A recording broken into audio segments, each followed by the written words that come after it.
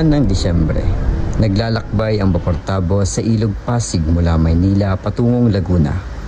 Pabigat ito sa kargamento at pasahero at pinabagal ng maputik na tubig.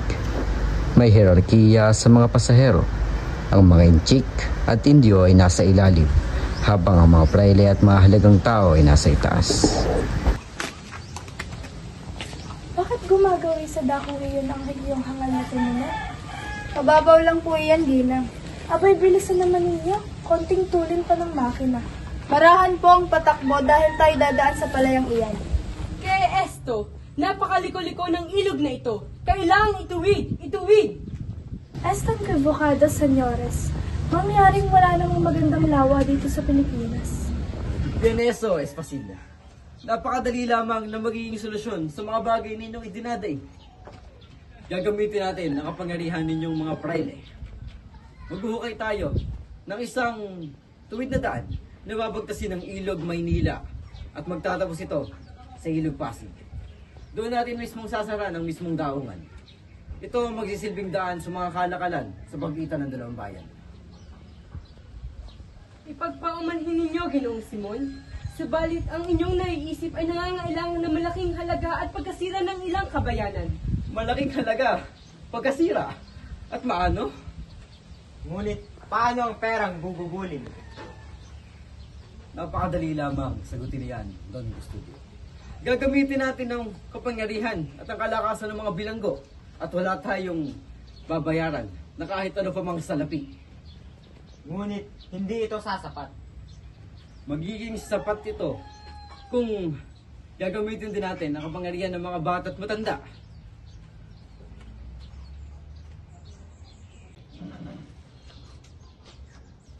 Huwag na kayong magpanggap pa. Alam naman nating yan lamang ang natatanging solusyon. Sa paglipas ng panahon, ang mga mahihina ay mananatiling mahina at ang mga malalakas ay mananatiling malakas.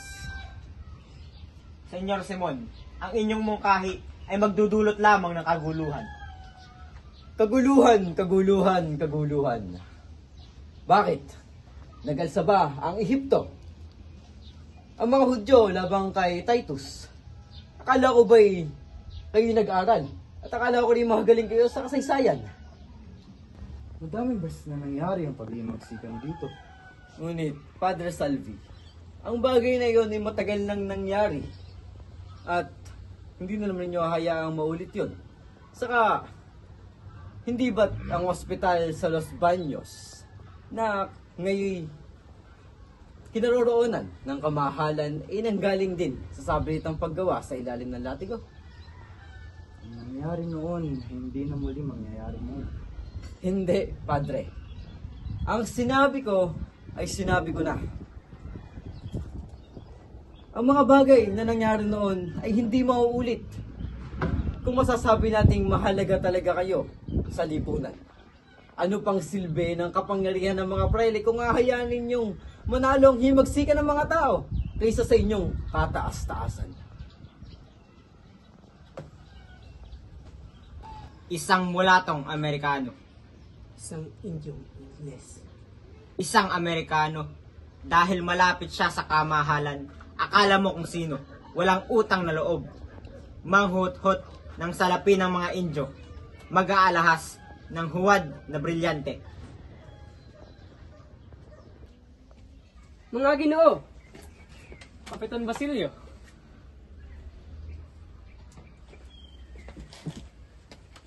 Kamusta na nga pala ang kalagayan ni Kapitan Tiago? Ayaw na yung magpagamot. Pinapunta niya ako sa San Diego upang tingnan ang kanyang mga paupahang bahay. Palagay ko ito'y sulsul ni Padre Irene. Pinalis niya ako upang sa'yo makapag-ambala sa opyo. Ang salot ng opyo. Kasalanan ito ng mga Chino. Mga Chino na walang kaalaman sa kahit isang salitang Latin. Sayang. Itinuring pa naman itong gamot noon. Kung hindi lamang sa labis sa pag-aabuso ng mga Chino. O Pasyalto, kamusta na ang balak mo magpatayo ng Akademya de Castellano? Palagay ko ay may hirapan tayo dyan. Huwag kayong mag-alala, matutuloy ito. Hinihintay lamang namin ang pahintulot ng Kapitan General matapos makipagkita si Padre Irene sa kanya. Ngunit tutol si Padre Sibila, kaya tila baliwala rin iyan. Totoo po. Kaya narito siya upang makipag-usap sa Kapitan General sa Los Baños. Naintindihan ko. Subalit, saan kayo huhugot ng pondo kahit may pahintulot? Sa ambagan po, hahatiin ito ng mga guro sa kanilang mga kaalaman sa Pilipino at Kastila. At ano namang tahanan ang gagamitin ninyo? Sa mayamang si Makaraig, na mag-aalay ng kanyang isa sa mga tahanan. Hindi masama ang inyong layunin. Ngunit, ang kasalukuyang panahon ay paurong. Sa aming panahon, nag-aaral kami ng Latin sapagkat ang aming mga aklat ay nakasulat dito. Ang inyong mga libro ay nasa wikang Kastila, ngunit hindi ito tinuturo sa inyo. Mas masahol pa ang panahon ngayon kaysa sa ating mga magulang. Ay tasparentum pehor, avis tulit nos licores. Ang masasakit sa matatanda, puro negatibong kanilang nakikita. Hindi man lang nila napapansin ang positibong dulot nito. Nais nilang makuha ang benepisyo ng walang sakripisyo. Balikan ko. Ano ang sinabi ng iyong tiyo kay Paulita? Pinagalitan niya ako sa aking napiling mapapangasawa. Sabi ko, ay wala naman siyang maipipintas kay Paulita.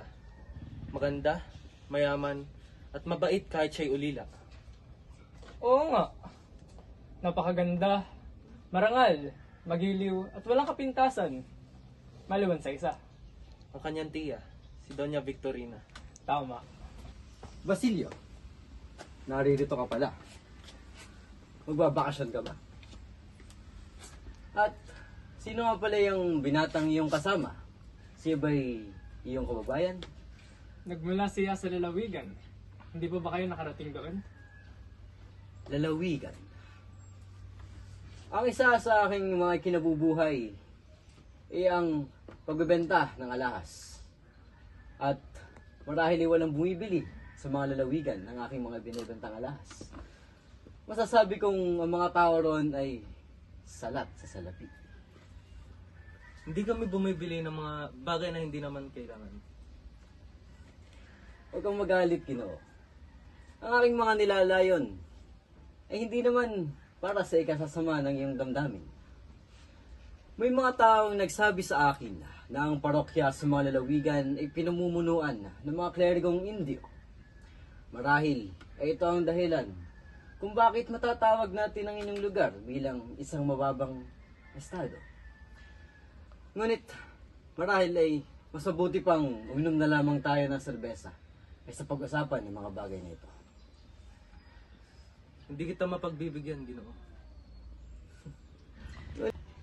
Ngunit, binata, mabuti sa katawan ang serbesa. Sabi nga ni Padre Camora, kapansin-pansin ang pagiging matamlay ng bayang ito dahil sa sobrang pag-inom ng tubig. Ang tubig ay nakakapatay ng apoy at maaari ito magdulot ng pagkawasak ng sangkatauhan at lumunod sa mundo kapag naging dagat.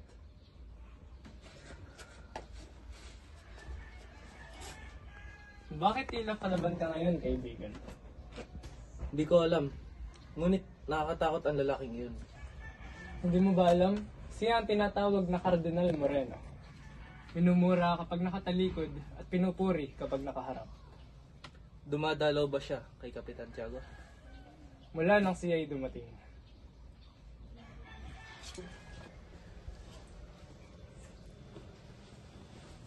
Padre, baka isipin ng mga praile na ayaw ninyo silang makahulibilo. Ah, ganoon ba? O sige, susunod na lamang ako sa iyo. Aasahan kita, Padre. Don Celia, Ano po yan, Padre? maaari mo bang tawagin ang aking pamangkin na si Isagani? Sige po, Padre.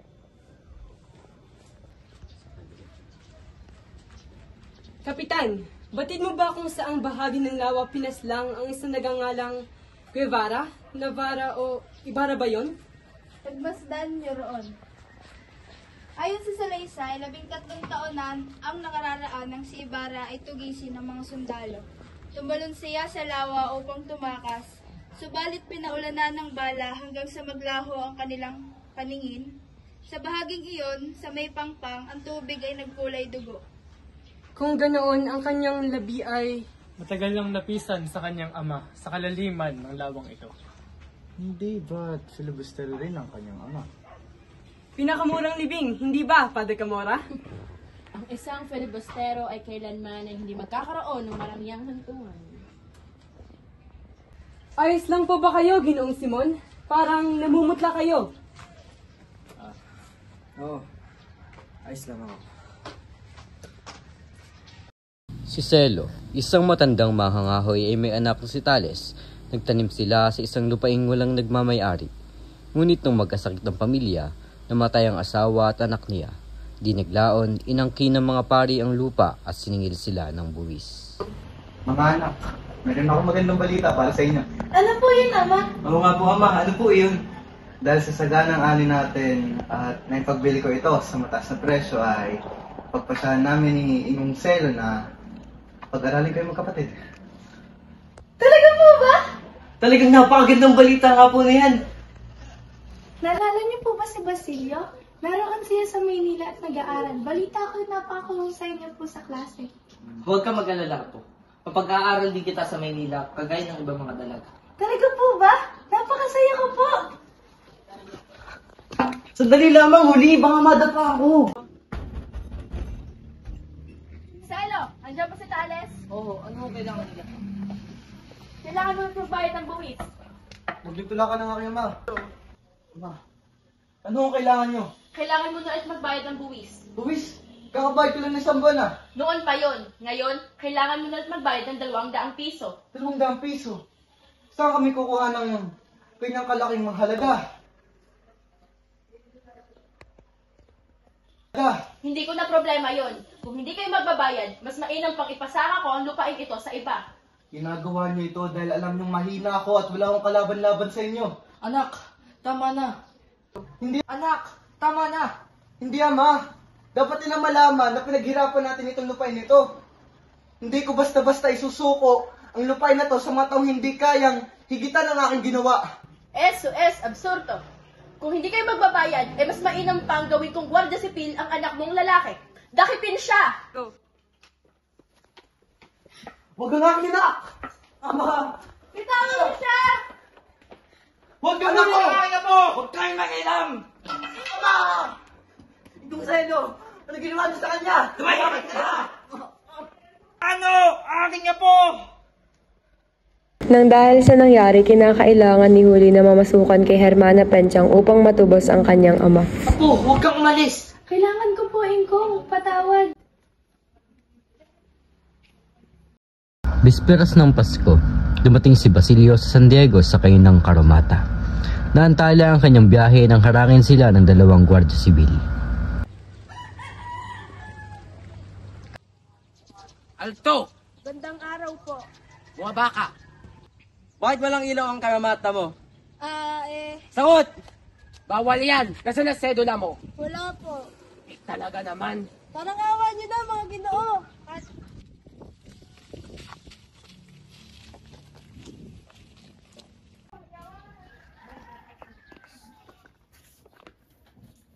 Andyan ka na pala, Basilio. Halika, akin na yung mga dala mo.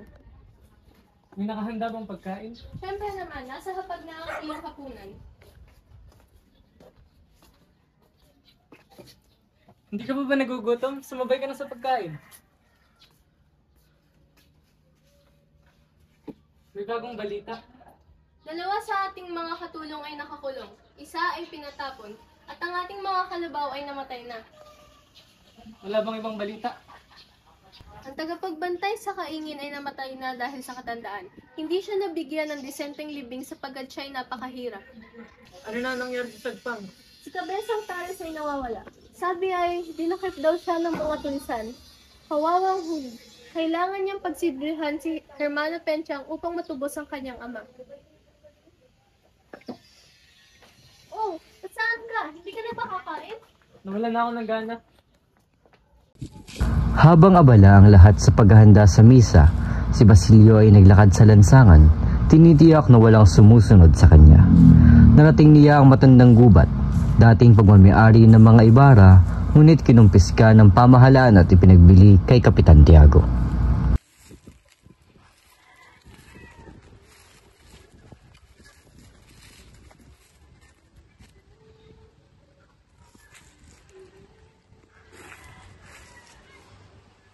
Unang, kamusta po kayo? Hindi ko po kayo nakalimutan. Pati si Crispin. Maligayang Pasko po.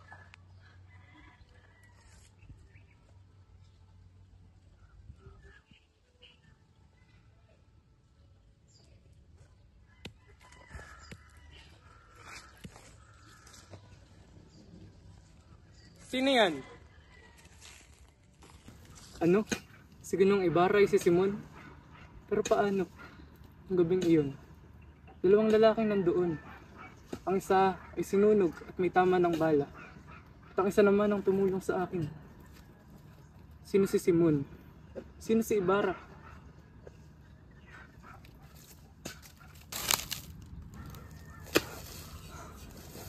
Sinong nariyan?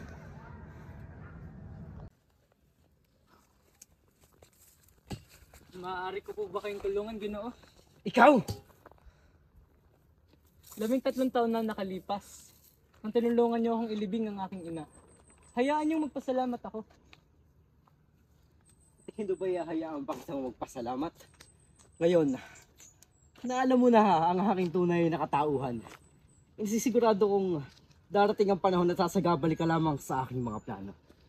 Kayang-kaya kita ngayong paslangin, Basilio. Kayang-kaya kong tapusin ang iyong buhay. At iparating na lamang sa mga makakakita sa iyong katawan na pinatay ka ng mga tulisan at kinuha ang iyong mga ari-arian. Ayokong darating ang panahon na masisira lahat ng aking pinaghirapan dahil lamang sa isang binatilyong katulad mo. Ano ba ang balak ni Senyor? At bakit kayo nagtago? Oo, 13 taon. 13 taon ang ginugol ko upang maglagalag sa Europa. Upang lipunin ang lahat ng salapi at kapangyarihang meron ako ngayon. Gagamitin ko yon upang pabagsakin ang sistema ng pamahalang ito. Ang pang-aalipusta sa bansang ito. Gagawin ko yon sa kabila ng posibilidad na maubos at matapon lahat ng dugo sa bayang ito. Senyor, di ko kayo pinagkakanulo.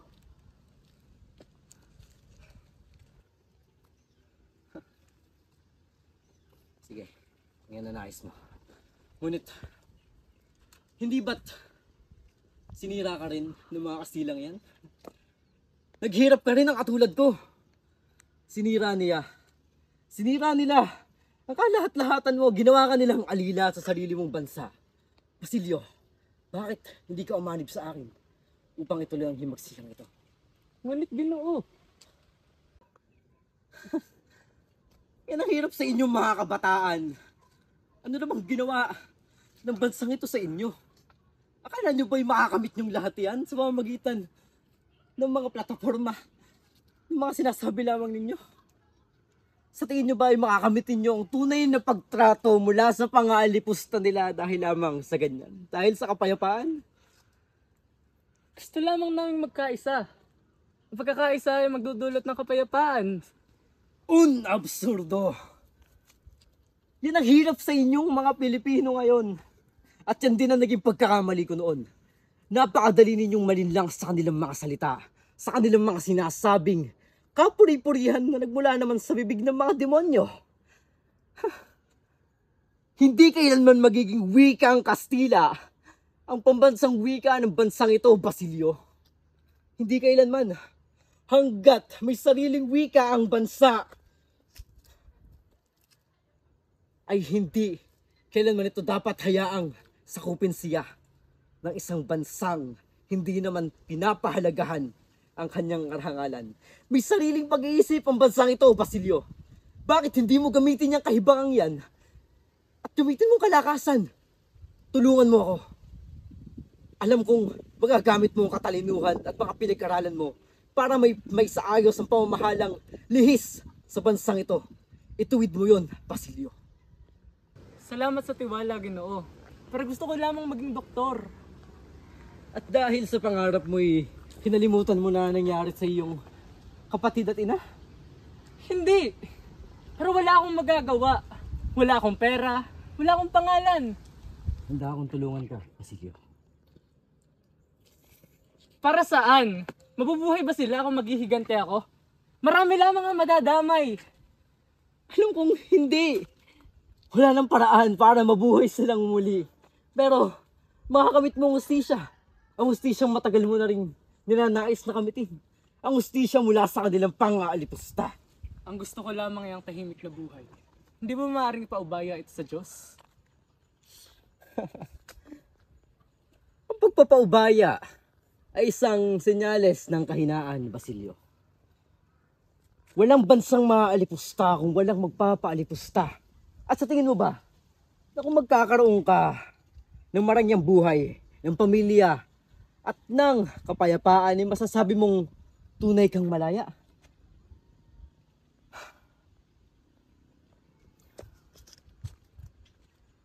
Nasa sa iyo ang desisyon, Basilio. Ikaw ang bahala. Malaki ang pagtitiwala ko sa iyo. Kung may pagkakataon mang mababago yung tumatakbo sa isip mo ay magpunta ka sa aking tahanan. Ako ay matatagpuan lamang sa eskota.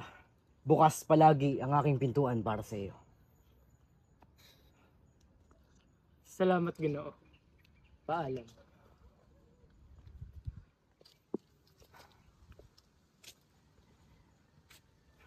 Kawawang Binatilyo. Dahil sa labis ng pag-aalala kay Huli, biglang napipisitan ng selo. Samantala, sa halip na hayaang makauwi si Huli, pinaglinis pa siya ni Hermana Pensyang at pinangaralan dahil hindi raw ito marunong magdasal.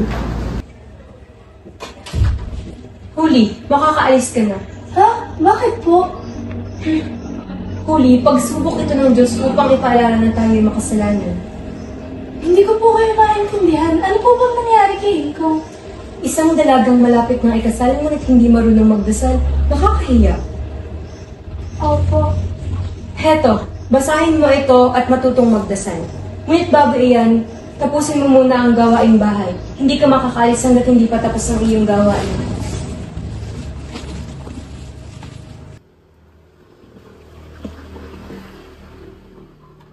Ama, patawarin niyo ako. Natalo tayo sa kaso. Ang mag-aalahas na si Simon ay nakituloy sa bahay ni Kapitasang Natalis ng isang araw at noong gabi. Magandang umaga, Ginong Talis. Magandang araw. Ginong Simon. Maaari ba akong pumasok? Maaari.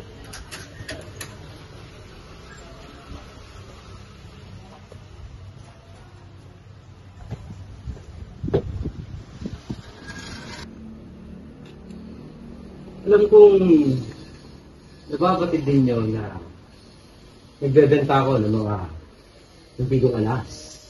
At alam ko rin pinanais ninyong bumili mula sa akin. Oo nga po. Ba't po makakita ng brilyante at alahas? Lalo na yung matatandang brilyante. Mga antigo kasi Brilyanteng alahas. Kung gano'n ay meron ako ditong kwintas ng isang babaeng nakatatak na sa kasaysayan ng mundo. Ang kwintas ni Cleopatra. Meron din akong mga singsing na nagmula pa sa mga senador na Romano at ang mga hikaw ng mga babaeng Romanya. At kung makikita nyo rin na meron ako sa loob ng pahong itong dalawang brilyanteng itim. Itinuturing ang dalawang brilyanteng itim na ito bilang pinakamalaki sa buong mundo. Magkano nga naman tayo pagbibili yan? Kung susumain lahat ng aking pinaghirapan para makuha ang lahat ng mga alahas na ito, siguro ibibigay ko sa inyo ng 30,000 piso. Mahal naman. Hangal! Aray! Siyempre mahal yan! Kung wala naman kayong mapipili riyan ay Madami pa kayong maaaring pagpilian. Kabesang Tales, maaari ba kita makausap? Maaari.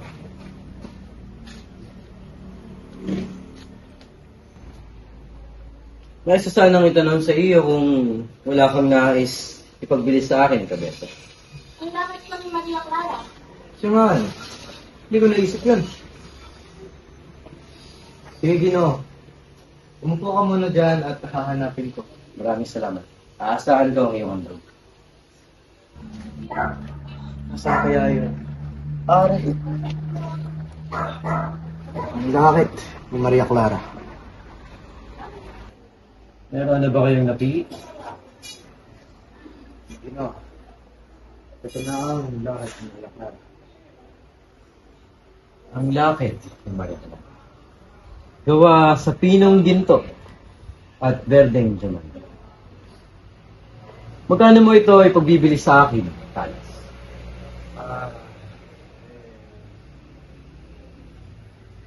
Tatanggapin mo ba ito sa halagang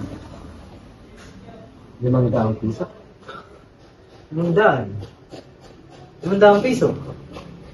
500 piso?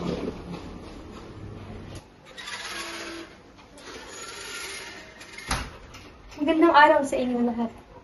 Yan ang lakit ni Maria Clara. Kung ako sa'yo, alagaan ko yan, kagaya ng banal na alaala.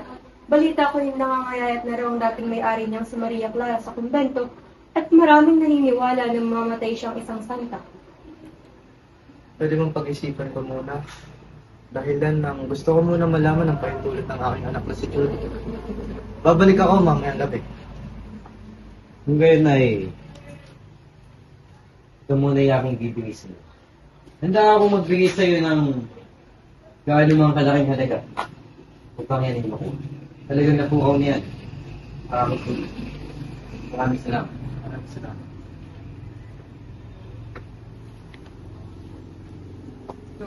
Ika-31 ng Disyembre, nang ang Kapitan General kasama si Padre Sibilia at si Padre Irene ay naglalaro ng treselyo sa bahay aliwan sa Los Baños. Ha? Paano ba yan mga padre? Ako na naman ang nagwagi. Aba, akala niyo yata sa akin ay namumulot lang ako ng pera. Gusto mo bang palitan si Padre Camora, Ginoong Simon? Maaari mong itaya ang iyong singsing. Sumasangayon ako, Padre Irene. Mukhang wala na namang itataya ang kura. Kaya naman, ninanais kong pabayaran na lamang ng inyong mga pangako.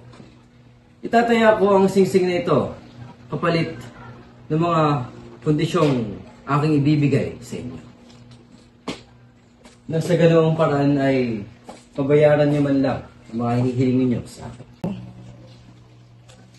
Ito ang aking mga kondisyon, Padre Irene.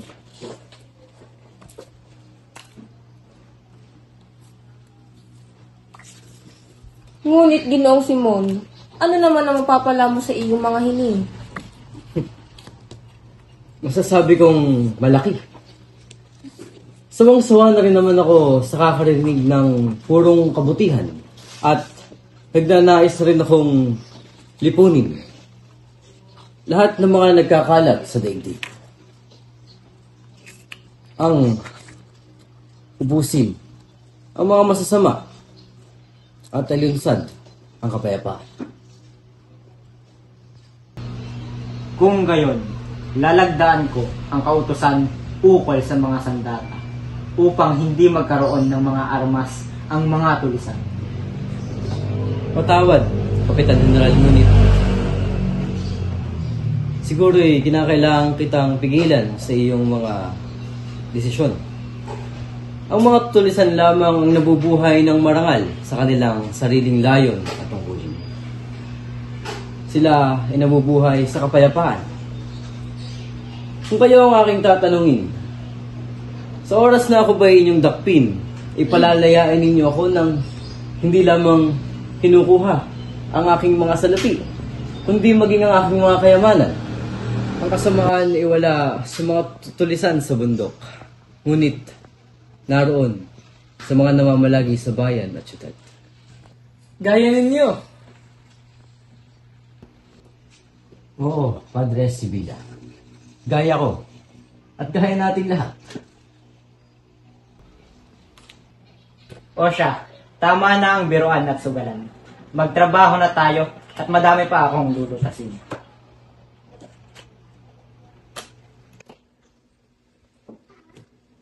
Ang galang, Kapitan, ang guro ng tiyan ay humihingi ng maayos na paaralan. Huwag muna nating pag-usapan ang tungkol sa usaping iyan.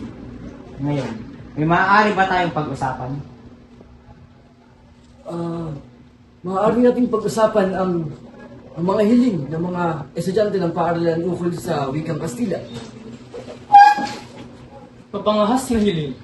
Bukod sa paglaktaw sa ating kapangyarihan. Tila kahinga-hinala nga ayon. Bakit naman nila na naising magwagi ang wikang Kastila kaysa Filipino? Tila isang uri ng paghihimagsik at pag-aalsa. Si Placido Penitente ay nag-aaral sa Universidad ng Santo Tomas at nasa ika-4 na taon na siya ng koleyo. Ngunit malungkot ang binata at nais niyang tumigil sa pag-aaral. Hoy, Placido Penitente, kamusta ka na? Nag-aaral ka ba ng mabuti? Ayos lang, at ikaw? Lubos ako masiyahan. Akalain mo ba aaniyahan ako ng kura si Tiyan na doon mamamahiya? Marami kilala mo sa si Padre Camora. Lubha siyang mapagbigay, matapat. Na pala, ano nangyari sa klase kahapon? Mabuti naman. Napakaganda niya. Pakasabi niya lamang sa professor na may pakita. Yung hindi ko lamang babae.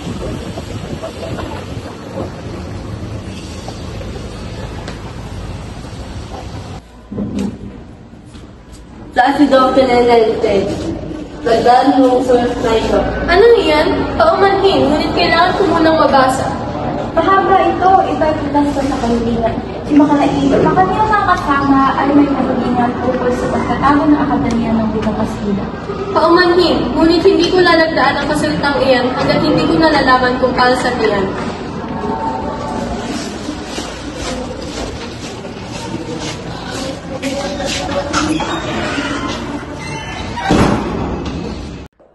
Malalaman ko kung kayo ba ay totoong nakinig sa pangangaral na aking ibinigay. Maghanda kayo. Tatanungin ko kayo isa-isa. Ako'y! Penitente! Tumayo ka at sagutin mo ang aking tanong. Sinasabi ng aklat na ang salaming kalaing ay binubuo ng tanso o iba pang kalaing. Tama ba ito? Ganyan ang sabi sa aklat, Padre. Sinasabi na ang salamin ay may dalawang mukha, isang makinis at isang magaspang. Totoo ba ito? Iyan ang sabi sa aklat, Padre. Sa mga tuwing, ang salaming bubog na may nalkulo. Isang kalaing ay isang salaming bubog kalaing. Paano mo ito may papaliwanag? Espiritu Santo. Ngayon hindi mo ito masagot. Mas mainam sa iyo ang pangalang Placido Suplado. Nalapatan kita ng penitensya. 15 araw na liban. Isa na lamang at magbabakasyon ka na. Ngunit dapat na araw lamang lumiban. Sa tuwing liliban ka ng isang araw, 5 ang katumbas. Makaikatlo kitang nahuli kaya't 15. At bibigyan pa kita ng masamang marka sa masamang sagot mo ngayon. Tama na, Padre. Markahan mo ako kung anong nais mo magka sa akin. Ngunit wala kang karapatang husgahan ng aking pagkatao. Iyon na ang iyong klase. Si Makaraig na lamang ang hinihintay natin. Nariyan na pala siya. Kanina umaga ay nakasalubong ko si Padre Irini. At nabanggit niya sa akin na napag-usapan ng ating pakay sa Las Bañas. At nabanggit din na ang lahat ay tutol sa ating kahilingan. Ngunit huwag kayo mag-alala sapagkat hinayaan naman nila na ang kataas-taasang lupo ng paaralang primarya ang magdesisyon. Ngunit hindi naman tayo makasisigurado sa lupong iyan. Tama ka, yan din mismo ang aking sinabi kay Padre Irini. Ang sabi niya ay si Don Custodio ng ilang sangguni ng lupo nang siyang magdidesisyon. Paano kung yung magsasagawa ng desisyon ay laban sa atin? Sinabi ni Padre Irene na malaki na ang ating natatamo. At kung nais daw nating mahingi ang pagsang-ayon, mainam na makipag-ugnayan tayo kay Don Custodio.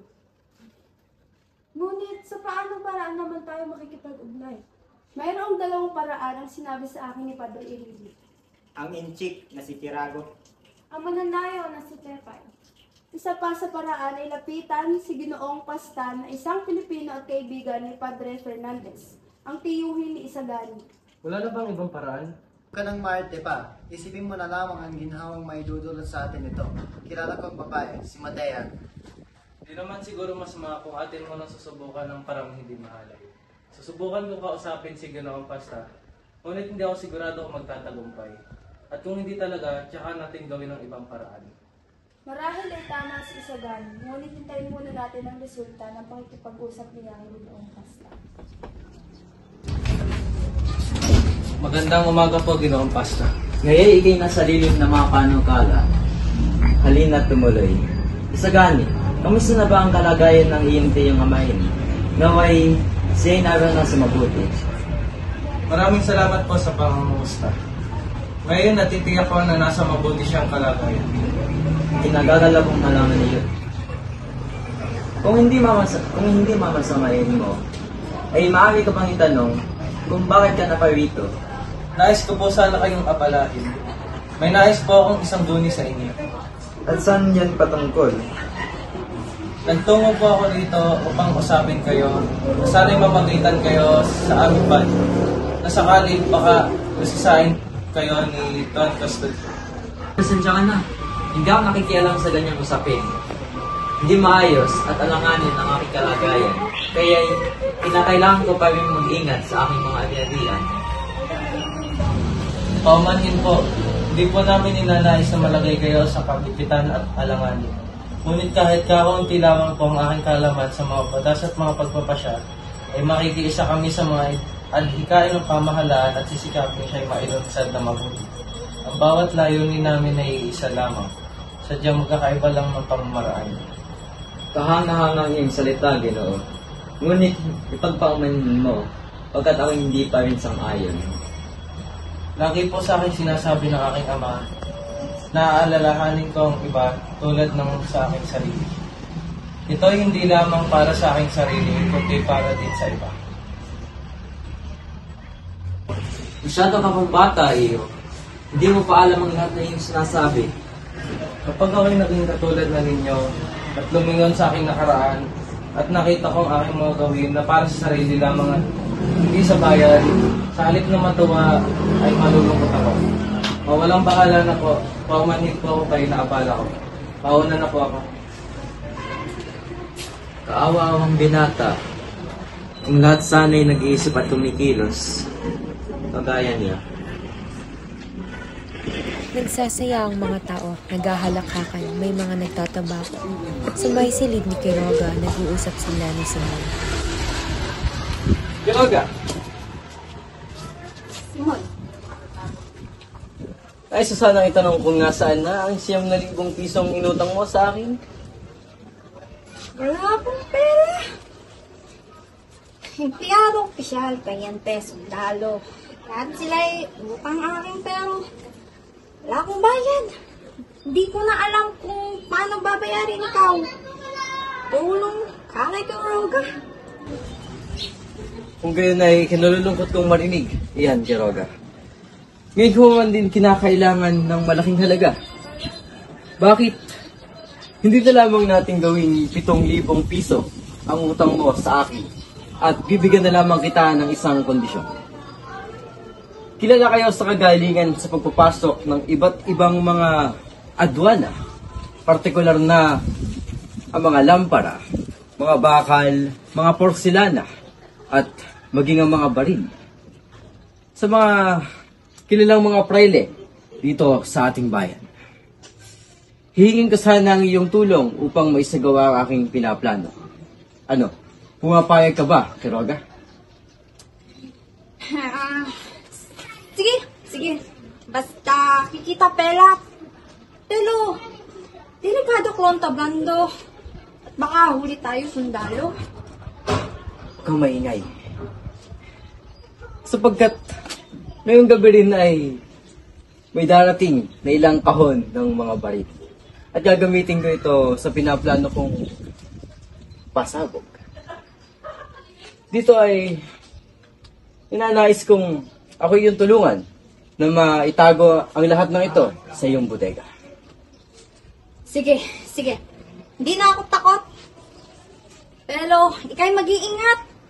At huwag na may Quiroga. Huwag kang mag-alala, kaibigan. Ako ang bahala sa'yo. Ang daming magaganda dito. Kailan kaya ako magiging kura dito sa Quiapo? Ang ganda. Ang ganda.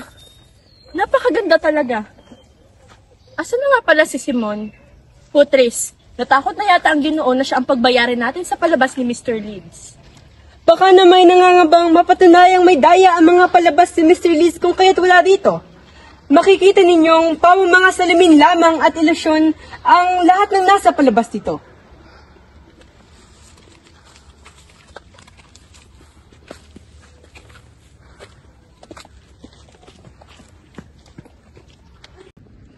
Halika, pumasok kayo rito sa aking tanghalan.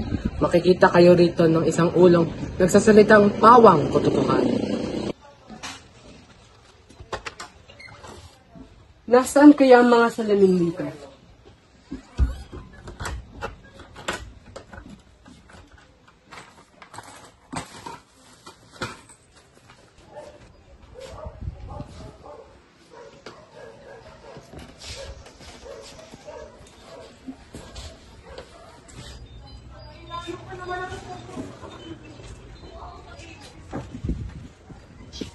Remo!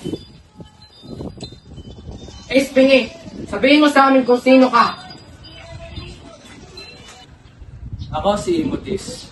Pinanganak ako sa panahon ni Amasis. Galing ako sa paglalakbay sa Gresya, Assyria at Persia. Sa pagdaan ko sa Babylonia, ay natuklasan ko ang isang lihim. Sa takot nila na ibunyag ko ang isang lihim, kanila akong ginawang kasangkapan ng banal ng batang saserdota. Paano ka naman ipinahamak ng batang saserdota? Umiibig ako ng anak ng isang saserdota. Ang batang saserdota ay siyang umiibig din dito. Narito ako upang sigaw sa lahat ng mamamatay taong siyang naglibing sa akin at sa hukay. Mamamatay taong lumapastangan sa aking kasintahan. Mamamatay taong alagad ng kademonyohan, kademonyohan, kademonyohan. Wag! Wag! Hindi ako! Ikaw! Oo, ikaw! Purang may maitim na buto. Ikaw mapagparatang sa kapwa. Ikaw ang lumapastangan sa Diyos. Ikaw ang pumatay sa dalaga. Ikaw ang demonyo. Demonyo! Hindi! Ikaw ang pumatay sa dalaga. Ikaw ang pumatay sa kanya. Patawad! Boy siya! Mabag ka! Si Padre! Oh, Placido, anak, bakit naririto ka na? Hindi ba't may klase ka pa? Hindi na ako papasok. Ipinahiya ako sa buong klase. Ano na lamang aking sasabihin sa iyong ama? Pinangako ko pa naman sa kanya na ikaw ay pagtatapusin ko ng pag-aaral sa abogansya. Wala na akong pakialam. Aalis muna ako, inay. Nakita ni Placido penitente si Simon. Ginoong Simon! Oh, Placido. Magandang hapon sa iyo. Maaari mo ba akong tulungan makapunta sa Hong Kong? Sa kasalukuyan ay hindi ko alam kung bibigay ko sa iyo yung kahilingan. Ngunit, maaari mo ba ako sumahan sa Kasillero? Sige po, Ginoong Simon. Ginoong Kasillero, nasa saan ng mga pulbura? Nasa mga sako na, Ginoong. Eh ang mga bomba. Huwag kang mag-alala, Ginoong. Nakahanda ng lahat. Mabuti. Ngayong gabi rin ay kinakailangan kong magpunta kayo sa lugar kung nasaan namamalagi ang teniente. At gusto kong sabihin niyo sa kanya na ang salitang kabesa at siya isasagot ng tales. Bakit po? Mayroon po bang bagong mangyayari? Maraming mangyayari sa gabing ito. At tinitiyak ko rin na hindi na ito mapipigilan na kung ano ko man. Ngunit, Ginoo, hindi pa handa ang distrito. Akala ko hinihintay nito ng Kwaresma. Hindi na natin kinakailangan pang ipagpaliban ang himagsikan. Sapagkat maaaring magat na lamang natin si Maria Clara na patay na. Kumilos na kayo. Nanais kong makita ang bunga nito bago magtapit umaga. Siya nga pala, Placido. Siguro'y hindi ko muna matutupad ang hinihiling sa akin. Paalam. Sa wakas, ay makikita na rin tayo, Maria Clara. Himagsikan ang naglayo sa atin. At ngayon ay alam kong himagsikan din ang muling magpapatagpo sa ating dalawa. Tiyak na ang aking pagtatagumpay sa himagsikang ito. At nakikita ko rin na kumpleto lahat ng aking mga kagamitan.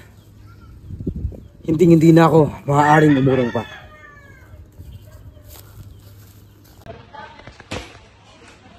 Mga Indio nga naman, mga walang ginawang maayos at kahanga-hanga. Walang angking talino ang mga Indio na dapat ipagmalaki. Kung ganoon ay siguradong masasawi lamang sila.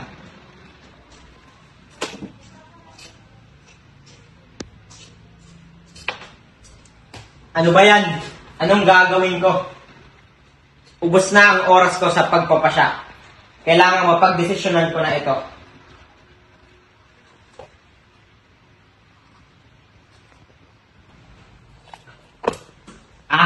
Napakagaling ko talaga. Ang aking pagpapasya ay tapos na sa wakas. Isang gabi ng pagtatanghal ng Las Noches sa Teatro de Variedades. Punong-puno ang lugar at agad na naubos ang tiket. Nasa paligid si Camarón Cosido, isa siyang Kastilang pulubi na namuhay na tila walang pakialam. May lumapit sa kaniyang isang kayumangging lalaki na matanda at may Amerikanang mahabat hanggang tuhod. Siya si Tio Kiko. Ipinakita ni Tio Kiko ang 6 na pisong galing sa mga Pranses na kinita niya sa pagdidikit ng mga paskil. Magkano naman ang ibinigay nila sa mga praile?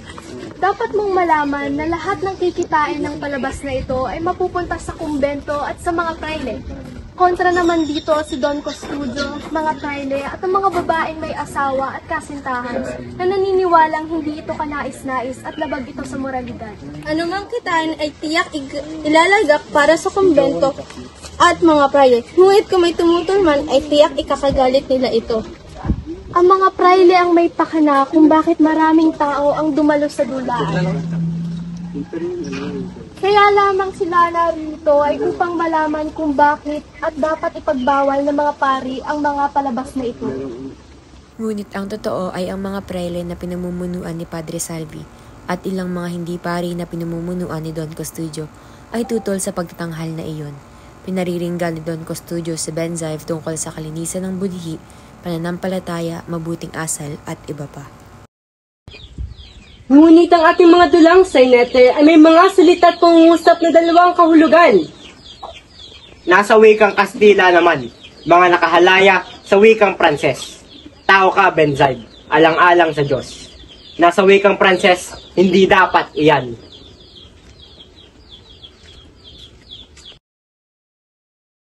Nang makaalis si Tio Kiko ay may napansin si Camarón Cosido na ang mga tao ay tila hindi sanay mag-Amerikana at sa wari umiiwas mapuna. Isang kagawad ng hukbo ang kumausap sa mga di kilalang tao na 4 o 5 sa bawat pulutong. Pagkatapos, ang kagawad ay lumapit sa karwahe at masiglang nakipag-usap sa taong lulan niyon, si Simon. Ang magiging hudyat ay isang putok. Opo. Huwag kayong mababahala sapagkat ang general ang nagutos nito. Kung kayo ay susunod sa aking utos ay tiyak na may tataas ang ranggo ninyo bilang Guardia Civil.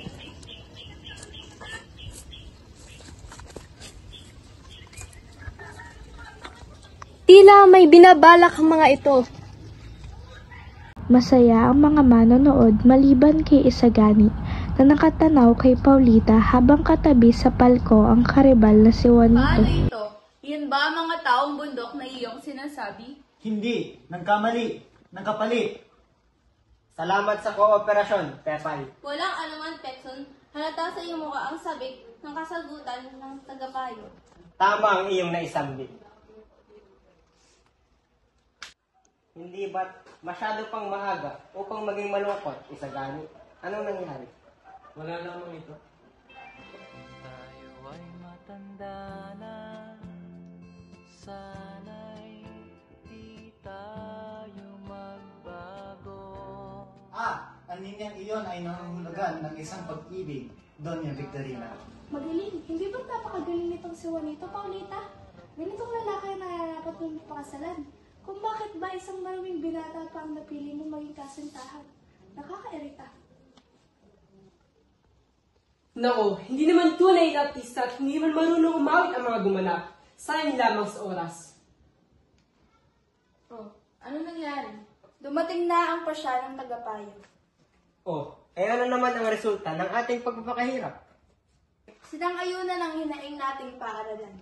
Oh, ayun naman, magdiwang na tayo kung ganun.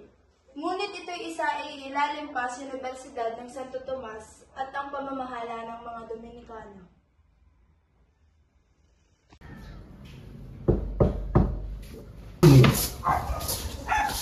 Kasadalo ko kayo, Ginoong Simon. Narito ako kayo upang kumustahin ang masakit. Malubha po ang kanyang kalagayan. Mahina po ang kanyang pulso at tila hindi na tumitibok ang kanyang puso. Wala rin po siyang kaganaganang kumain. Mabukas. Meron akong nais sabihin sa akin.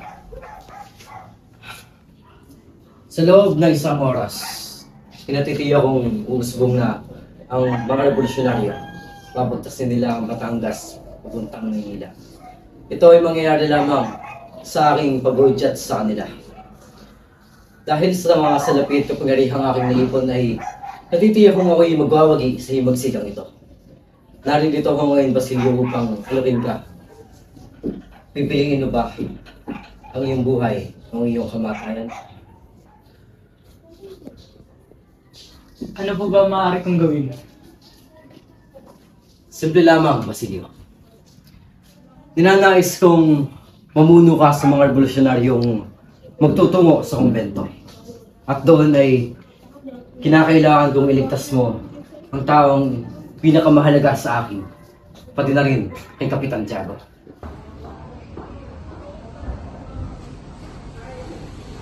Si Maria Clara patay na. Hindi. Ano bang sinasabi mo, kaibangan? Huwag mong... Basilio, huwag mong sabihin sinayang ko lamang lahat ng pagdurusa ko doon.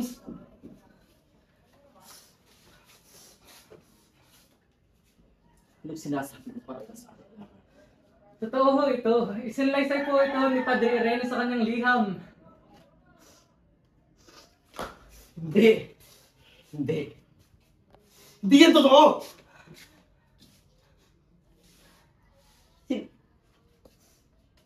Na-implementahan ka na ba ng mga filing yan?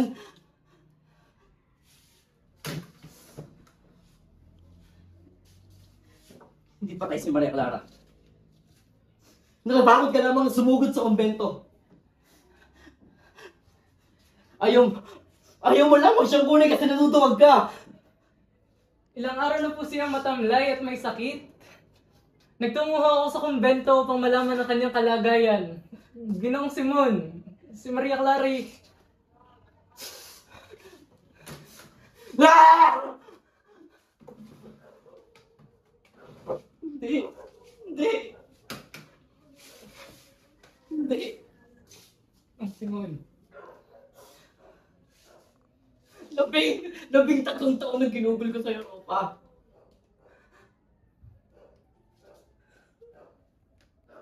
Tatlong taon na ginugol ko sa Europa. Ginawa ko lahat. Hindi. Namatay si Maria Clara. Nang hindi man lamang nalalaman na nabuhay ako para sa kanya at para sa bayan. Namatay siyang nagdurusa.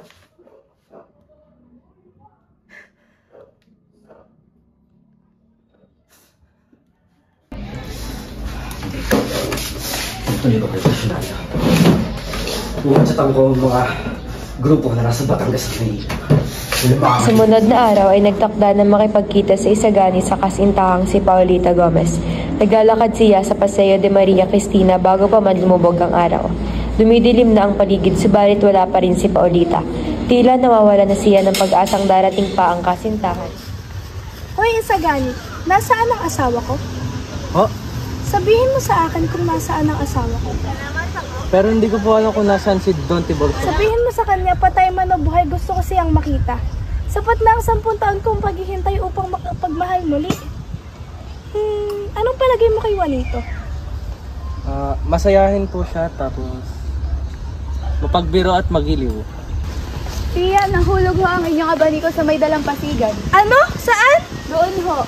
Naku, bakit mo naman pinabayaang mahulog ang abaniko ko doon? Mabuti naman at nagkaroon tayo ng oras upang mapag-isa. Galit ka ba sa akin? Kaya ka ba nagkakaganyan dahil magkasama kami kanina ni Juanito? Ikaw nga kung kani-kanino mo ibinabaling ang iyong mga magagandang ngiti. Hindi mo nga ako kanina pansinin sa palabas. Tuwing pinagmamasdan ko ang kabundukan ay tila nakakaramdam ako ng kalayaan. Pangarap ko na makitang malaya at maunlad ang aking bayan. Pangarap, pangarap. Ang wika ni Tia Tirona na kailanmay hindi maghahango sa pagkabusabos ng bayang ito. Isa naman kasi siyang hangal. Hindi siya mabubuhay na walang alipin. Paano kung walang hahantungan ng iyong ipinaglalaban? Makinig ka sa akin, Paulita. Alam mo kung gaano kita kamahal. Kung wala nangyari at namatay ako sa aking paniniwala, mamatay akong maligayang ipinaglalaban ng karapatan ng aking bayan. Paulita, tara na, magagabi na. Isagani, mabuti pa ay sumabay ka lang sa amin. Pagkatapos ay nagtipon-tipon ang mga binata sa Pansiteria Macanista de Buen Gusto. Sana'y si Basilio ang ating inunguyahan talip na si Juanito. Magandang may matutuklasan tayo sa lihim kapag siya'y ating lalasingin. May lihim ba si Basilio? At mahalagang lihim pa? Tulad halimbawa ng mga batang nawala? Ang mongha? Isang natatanging sopas na pansit lang, napakaraming halo, at ang buto ng manok ay handog natin kay Don Custodio. Tayong tirang 3 ulam, para kanino ang lumpiang incheck na yari sa lamang baboy? Para kay Padre Irene, ngunit alisin muna dapat ang ilong. At ang tortang alimango ay patungkol sa mga praile. Tatawagin itong alimangong praile. Ang pansit ay para sa inchik o sa hapon ay naangkin ng dayuhan at silang makikinabang parang pamamahala ng Pilipinas. Huwag kayong lubhang maingay. Alalahanin niyo ang mga dingding ay may mapangdinig at maaaring may mga tao dyan na naglilihim at namamanman sa atin. Pagdating niya sa San Juan de Dios na pag-usapan ng kanyang mga kaibigan ang isang umano'y balak na paghihimagsik. Napalundag siya sa pagkagulat at agad na alala ang plano ni Simon. Paghihimagsik? Ano ang nangyari? Natuklasan ito, Basilio. Marami ang nasangkot. Sino-sino ang mga nasangkot? Mga estudyante. Marami sa kanila. Ganun ba? Sige, idadaanan lamang. Basilio, pumunta ka ba sa piging kagabi? Masama ang pakiramdam ni Kapitensyago. Hindi ka ba kasama sa mga estudyante? Hindi lamang ako ng konting donasyon. Kung gayon, bibigyan kita ng konting payo. Umuwi ka at pilasin ang mga papel na maglalahad ng iyong kaugnayan mula rito. Si Simon. Wala nang pakialam si Simon sa mga nangyayari ngayon. Nakinalaman ba ang mga tigasan dito? Wala. Pawang mga estudyante lamang ang may kagagawa nito. Kung ganun, ano ba talaga ang nangyari? Hindi mo pa talaga alam? May nakitang paskil na naglalahad ng mga mapanghimagsik na pahayag. Ganun ba? Papayuhan kita. Lagi ka mag-iingat, Basilio. Mula sa malayo, nakita ni Basilio si Isagani na namumutla ngunit masigasig na pinasisigla ang ilang kaklase. Ano pa ang dapat nating malaman? Hindi tayo ang dapat magsiyasat. Bahala sila. Kung may panganib, doon tayo pumaroon. Sapagkat naroon ang ating karangalan. Sino kaya ang nagsulat ng mga paskil? Kung ang sinasabi ng paskil ay sumasalamin sa ating damdamin at adhikain, dapat natin itong ipagpasalamat sa kung sino man ang may gawa nito.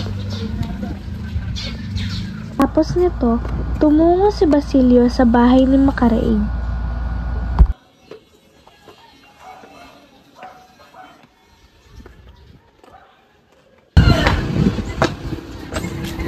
Basilio, ba't ka narito? Sangkot ka rin ba sa paghihimagsik?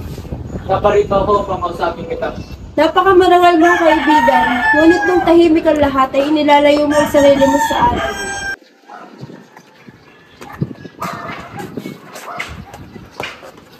Walang galang na gulo. Ano ang iyong pangalan? Basilio? Basilio?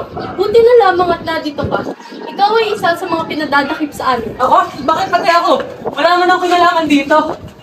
Huwag kang mag-alala kaibigan, sumakay ka sa karuwahe at ipapaliwanag ko sa iyo ang nangyari sa biging na gabi. Pero wala naman akong kinalaman doon. Ipinatawag ni Padre Fernandez si Isagani upang kausapin. Namutla si Isagani. Nirerespeto niya ang pari. Pinatawag niyo po ako, Padre. Ano ba ang nais na iparating ng mga estudyante Pilipinas sa amin? Na tuparin ninyong inyong tungkulin. At ano ang mga ito? Ang inyong sinumpaang gawain, hubugin kami maging marangal, matalino at tapat na mamamayan. Ngunit kayong humahadlang sa aming pagkatuto. Yan ay isang mabigat na paratang. Hindi ko kayo isinasama sa mga praileng tutol sa aming edukasyon. Ngunit darating ang araw na hihingi namin ng kalayaan. Ang kalayaan ay kasing halaga ng karunungan. Ngunit ipinagkakait niyo ito sa amin. Ang karunungan ay para lamang sa karapat-dapat. At sino ang may sala kung may taong walang mabubuting asal? Kayo, ang bayan sinisila ay natututo ng pagkukunwari. At ang pinagkakaitan ng katotohanan ay nahuhulog sa kasinungalingan. Paalam, Padre. Habang naglalakad, nakita ni Padre Fernandez si Isagani na may Pamahalaang sibil, titignan ko mga paskin at makikisama sa iba. Sa mga sumunod na araw, kumalat ang takot at pag-aalinlangan sa buong Maynila. Isang balita ang lumaganap, ang mga estudyante raw ay may kaugnayan sa mga rebelde mula sa kabundukan ng San Mateo. At di umano'y malapit ng salakayan ng lungsod. May mga usap-usapan pang ang mga bapor pandigma ng mga Aleman na nooy nakadaong sa loob ng Maynila ay tutulong daw sa Ano ang kilusan. mangyayari sa atin? Ito raw bang may pag-aaklas? Diyos ko, baka madamay pa tayo dito. Samantala, isang pangkat ng kabataan ang nagtungo sa Malacanang upang humingi ng tulong sa Kapitan General. Ngunit natuklasan na may dala silang armas kaya agad silang ipinabilanggo. Kasabay nito, lalong lumubha ang karamdaman ni Kapitan Tiago nang mabalitaan niya ang pagkakahuli kay Basilio.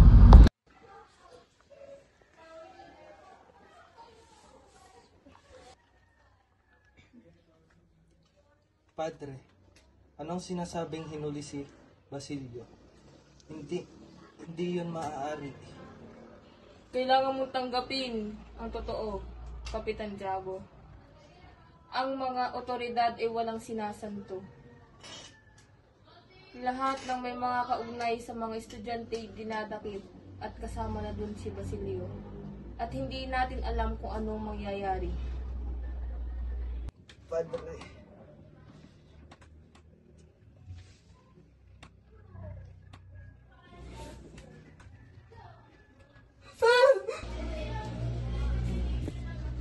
Nahuli na ba si Tadeo?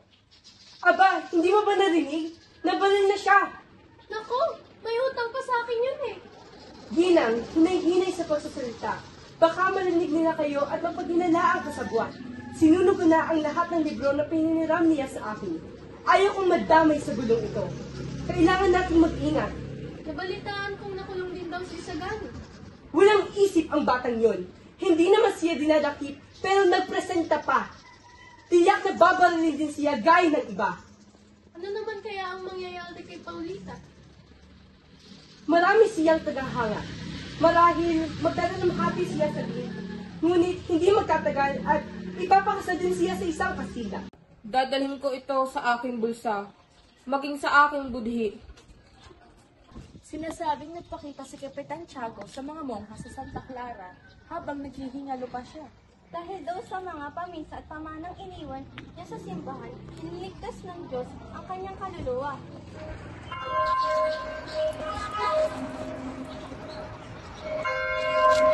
Ave,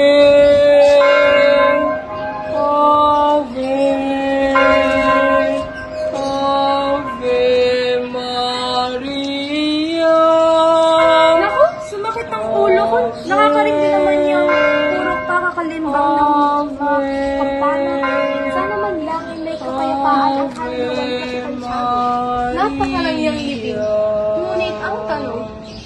Saan kaya siya mapupunta? Sa langit o sa bulsa ng mga praile?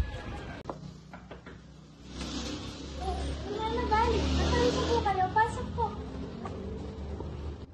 Kamusta ka na, Huli? Mabuti naman po. Mabuti? Sigurado hindi pa nakakarating sa iyo ang balita. Po? Ano pong balita? Nakulong si Basilio, Huli. Ano? Hindi ako naniniwala sa mga sinasabi nila. At alam kong mabuting tao si Basilio. Hindi ko alam kung anong nangyayari. Hindi! Hindi pwede to! Anong nangyari kay Basilio? Oh, Diyos ko, Huli! Huli. Gising na. Mabuti tayo pag-isa na lang natin si Basilio. Ngunit, huwag ka mag-alala. Kasama mo naman ako. Sige na, magbihis ka na. At tayo na ipapunta kay Padre Camora. Gagabihin na tayo, Huli. Magmadali ka. Kung ganun po yung mauwi na lamang po tayo. Alam kong malikot sa babae si Padre Camora. Pero kasama mo naman ako. At ikaw isa lang babaeng taga-bukid, hindi ka naman yun gagalawin. Parang ako niyo na Hermana, bali pa uwi niyo na lamang po ako. Wala kang galang! Bitawan niyo po ako. Sige, hayaan mo si Basilio dyan sa daan. Uma pa rin man. Padre, tulungan niyo po ako. Sige, basta sa isang kondisyon.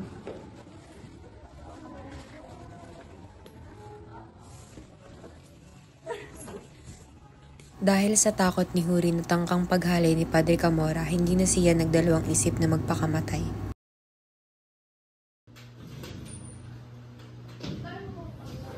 Magandang araw po. Isang estudyante at alipin daw si Basilio. Huwag siyang papakawalan. Ngunit, General, si Basilio ay isang mabuting mag-aaral. Siya nag-aaral ng medisina at isang taon na lamang ay magiging isang ganap na doktor na. Hindi ba't sa gagawin natin ito ay sisirain lamang natin lahat ng kanyang mga pinaghirapan?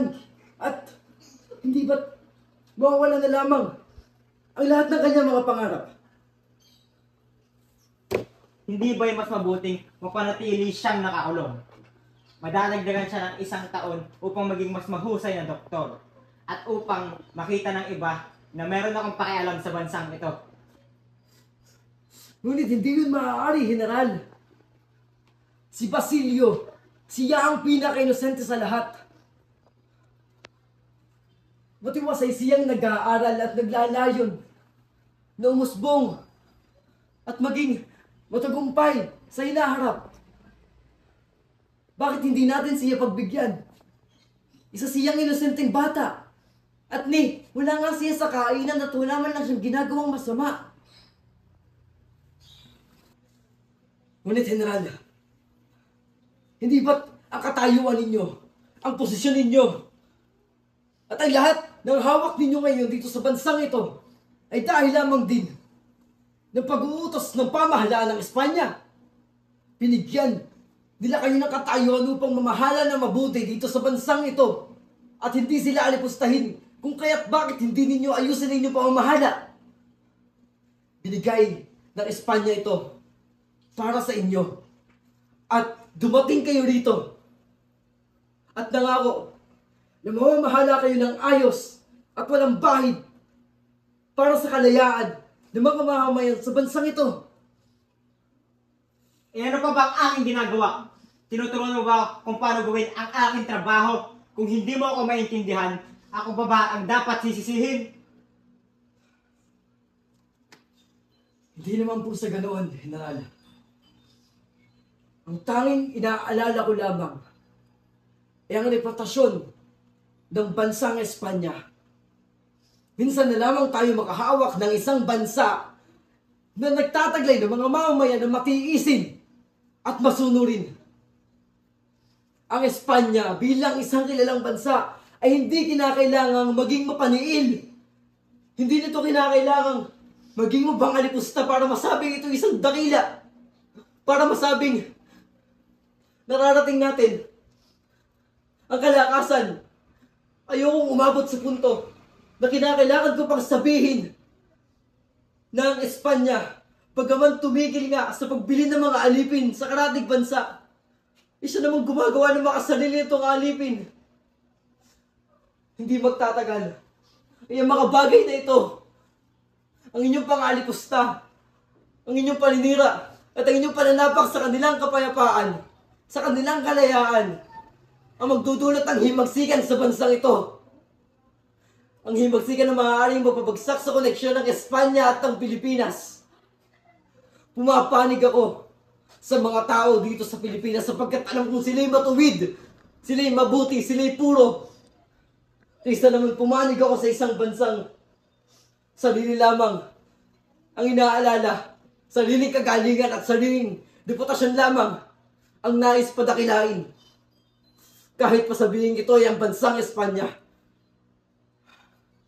Alam ba ninyo kung kailan aalis ang Korelyo?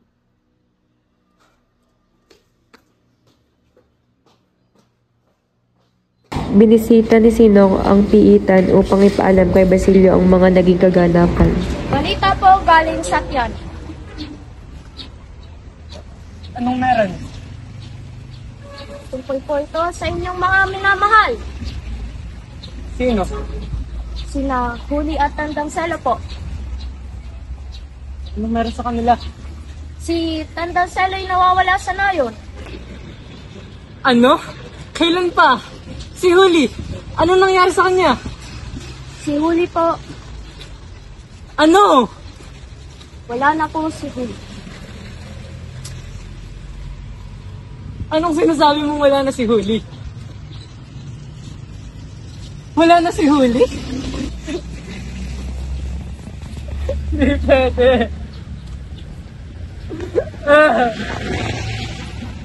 Huli!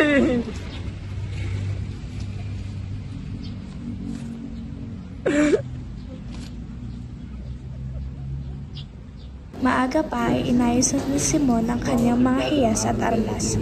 Ito ang araw ng kanyang pag-alis kasama ang Kapitan General.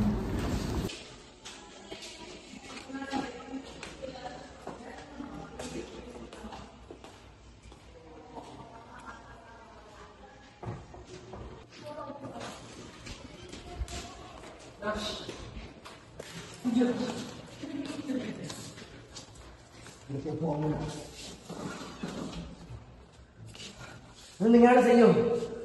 Tila kanuha ng walang kain. At tignan mo yung mukha. Tila binugbog. Ano nangyari? Nabilanggo ako ng ilang linggo dahil sa maling paratang. Ginoong Simon, naging masama akong anak at kapatid. Nalimutan kong sila ay pinaslang, kaya ako pinaparusahan ng Diyos. Handa na akong maghiganti at bigyan katarungan ang kanilang pagkamatay. Talagang sumasang-ayon sa akin ang tadhana, Basilio. Matapos mo may pagpahingay, magtutungo ka sa mga mentor na nais mong patunguhan. Ngunit meron muna akong nais na pakita sa iyo ngayon. Halika't ako yung samahan.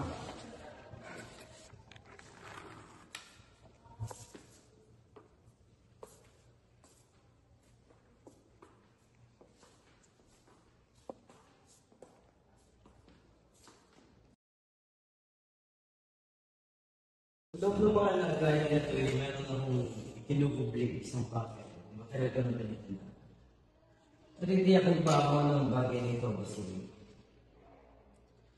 Iyay, pampasabog. Oo. Kung nilalaman yan ay mga kemikal ng nitroglycerina. Mga kemikal na kapag naubusan ng apoy ay tiyak akong sasabog. Magkakaroon ng napakagandang patimpalak mamaya at ito ang magiging pailaw nila sa kanilang dadaong kainan. Ito ang aking magiging handog sa mga bagong ikakasal. Papatayin natin silang lahat. Oo, bakit, Basilio? Huwag mo sabihin, pinangunahan ka na naman ng kagawagan mo. Natutupag ka na naman bang ipaglaban yung karapatan mo? Hindi. Ang mundong ito ay walang malasakit. Bakit ko sila pagmamalasakitan? Nagmalasakit na sila sa akin. Sa wakas, yan ang ninanais kong marinig sa iyong mga labang Basilio.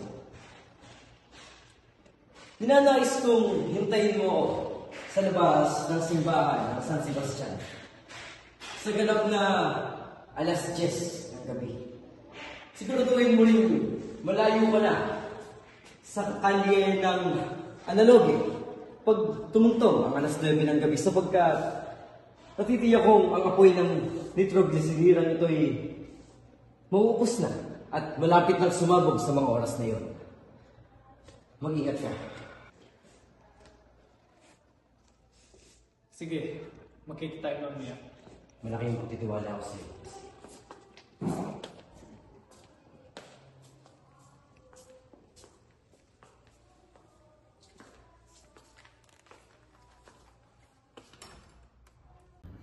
Taon mo nga ako. Kailangan ko makita si Paulita sa huling sandali. Gusto mo bang mamatay? Ha? Bang pinagsasabi mo, Basilio? Makinig ka sa akin. Huwag ka nang tumuloy dahil sasabog ang bahay na iyan. Ano? Taon mo nga ako.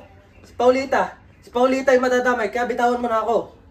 Mas makabubuting umalis na tayo sa lugar na ito. Bitawan mo nga ako. Sagani! O tres!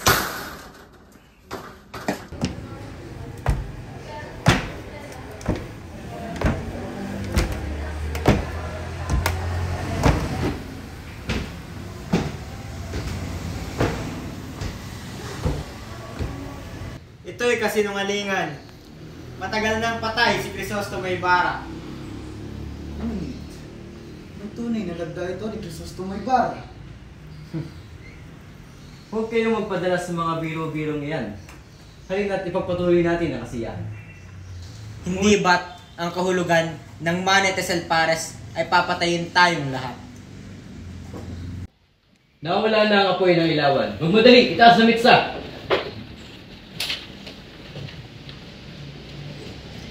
Sa kanyang mabubulaklak na salaysay ay kung ano-ano ang mga kasinungalingang nilagay at ginawa. Ipinakita ang pagkabayani daw ni Kapitan General at katapangan ni Padre Irene sapagkat ito ay dumaan sa ilalim ng mesa sa paghahabol sa magnanakaw ng lampara. Ngunit ang lahat ng iyon ay hindi na isa publiko kasi pinagbabawal ni Kapitan General na maisiwalat ang nangyari sa kasalan. Magandang araw, Ginoong Benzaib. Magandang araw din po sa inyo. Paumanhin, Ginoong Benzaib. Mahigpit na pinagbabawal ng Kapitan General ang pagbabalita tungkol sa kasalan. Ngunit,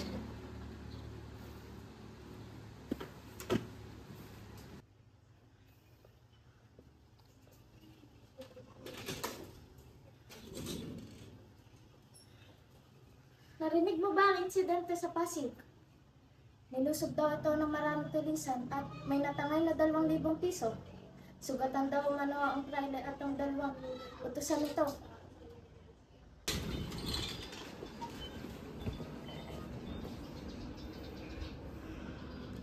alam ko nang gagawin. Gagawin kong isang bayani ang isang kura na sa pagtatanggol ay nagkasira-sira ang isang silya gamit laban sa tulisan. Napakagaling ko talaga. Isa akong henyo. May 3 magnanakaw na may hawak na gulok bilang sandata at 50 piso ang ninakaw nila mula sa akin, Benzaib.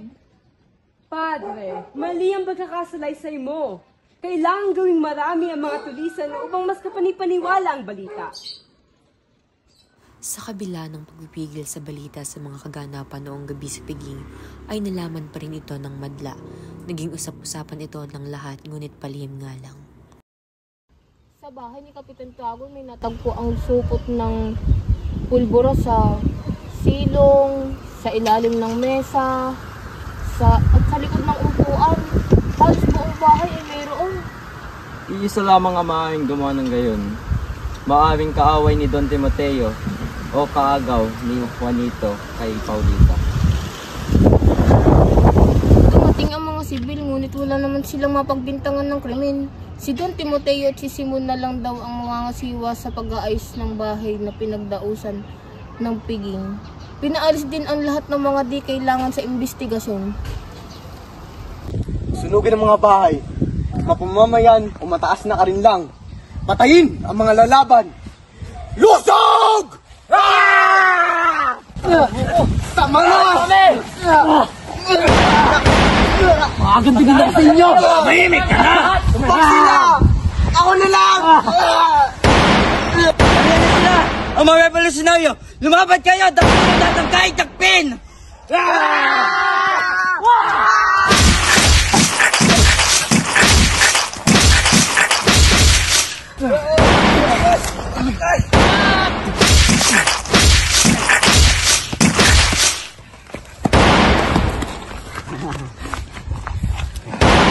Sunugin ang mga bahay at wala kayong ititira!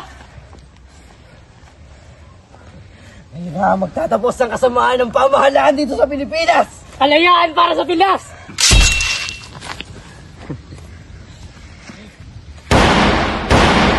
Kasalanan ko ng pamahalaan! Papuntakan mo na yan!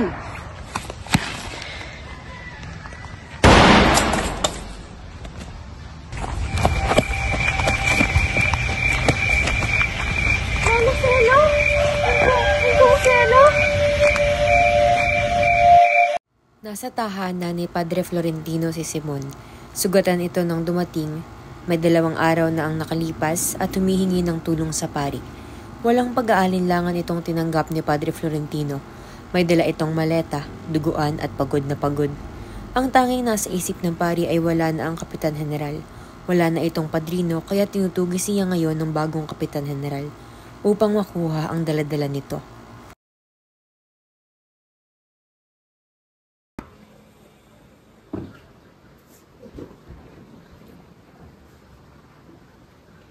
Padre, maaari ba akong makituluyan sa inyo? Nais kong bugulin ang aking walentungan dito. Narito, ang aking mga gamit na ginamit sa Mexico. Oh, mga Diyos! Ano nangyari sa inyo, Senyor Simon? Halika, gamutin natin ang inyong sugat.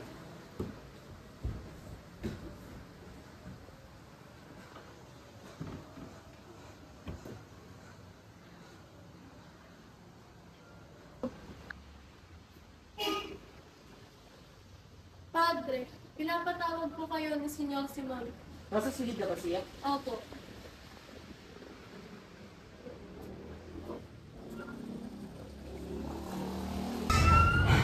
May dinadamdam ka ba, Senyor Simon? Mawawala rin ito. Tila. Ang aking pangarap at ang pag-asang mapalaya ang inyong bayan ang magpapahawi na sa kasalukuyan. Diyos na mga baging! Anong ginagawa ninyo, Senyor Simon? Hindi na lang naman. Wala na rin akong magagawa, Padre.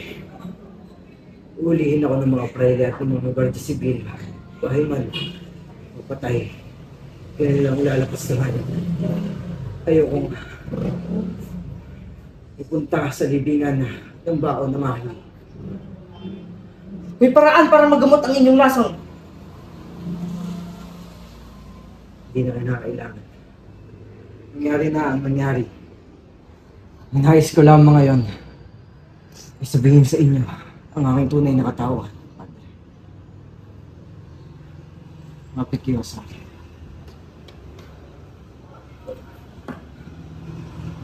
Ako, ang dating anak na itinuturing nilang pilibustero at malas ng bayan. Ang binatang Indio na kanilang nilapastangan, sinira, linasak, at inabuso. Ako ang naglagalak sa Europa upang maghiganti sa bayang ito. Ako, si Juan Crisostomo magsalip, Ibarra. Diyos ko! Ikaw si Crisostomo Ibarra? Senyor Simon, hindi mo ba alam na ang iyong ginawa ay labag sa kautusan ng Panginoon? Paano ka makakasigurado na sa paraiso ka makakapunta? Ngunit, mga bagay na aking ginawa, naglalayon lamang na puksain ang kalapastanganan sa bansang ito. Sinugal ko ang aking kalahat-lahatan upang masakin ang taliwas mo ang mahala sa bansang ito. Nangako ako sa aking sarili na ako'y mamumuhay ng matiwasay, ng mabuti, ng malinis. At hahayaan mo malagi ang kabutihan sa aking sarili. Ngunit bakit parang ako pa ang pinagkaitan ng kaligayahan? Padre, sinira at ang malapastang praile ang aking ama. Pinatay ang nag-iisa ko na lamang nakapamilya. Sunod ang aking pinakamamahal na si Maria Clara.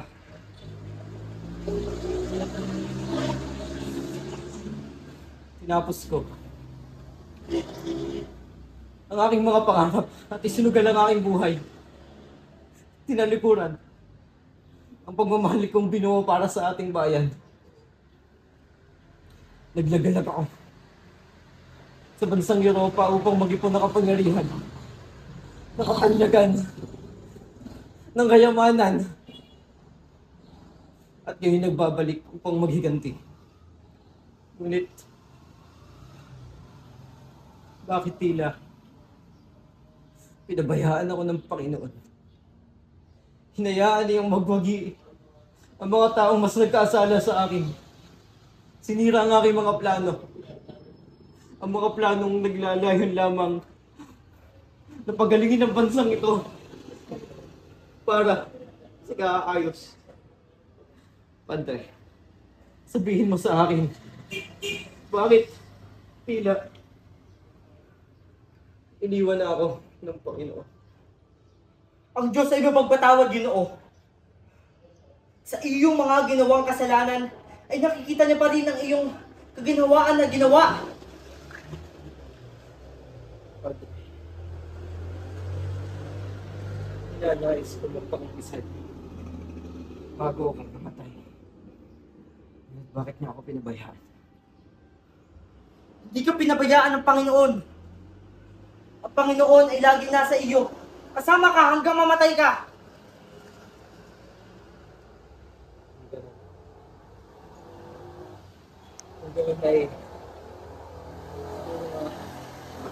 Ito na ang aking pinaghantungan.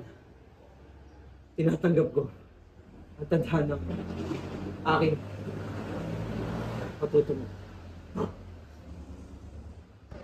Nasaan ang mga batang handang magpakasakit para sa bayan?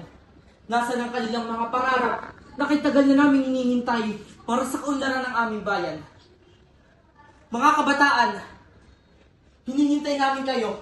Kayo ang magdadala sa ikabubuti ng ating bansa. Padre, magsisili na po ba ng mga ilawan? Tawagin mo sila at tayo magdadasal. Sige po.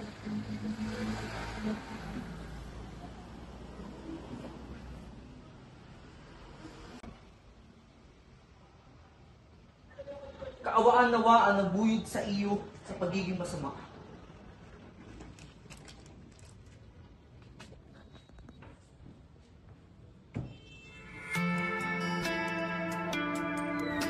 At dito nagwawakas ang madilim at mapanghimagsik na kwento ng El Filibusterismo. Mula sa diwa at puso ng bawat mamamayang Pilipino, matutunghayan ang puot ng revolusyon, ang sigaw ng paglaban, ang halaga ng sakripisyo, at ang diwang hindi kailanman nagpapasakop sa kawalan ng katarungan.